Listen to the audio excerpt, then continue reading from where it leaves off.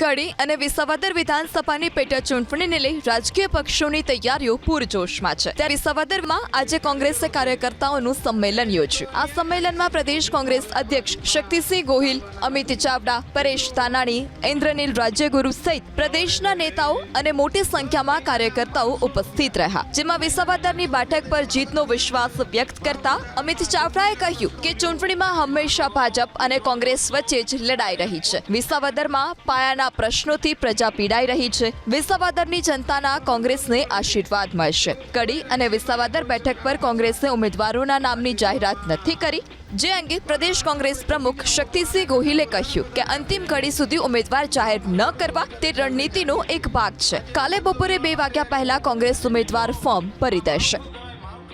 પક્ષની પોતાની પણ કેટલીક રણનીતિઓ હોય છે અને રણનીતિના ભાગરૂપે નિર્ણય પક્ષ કરતા હોય, દરેક રાજકીય પક્ષની રણનીતિ હોય। આવતીકાલે બપોરે 2 વાગ્યા પહેલા ઉમેદવાર જાહેર પણ થઈ જશે, એનો મેન્ડેટ પણ હશે અને ફોર્મ પણ ભરાઈ જશે।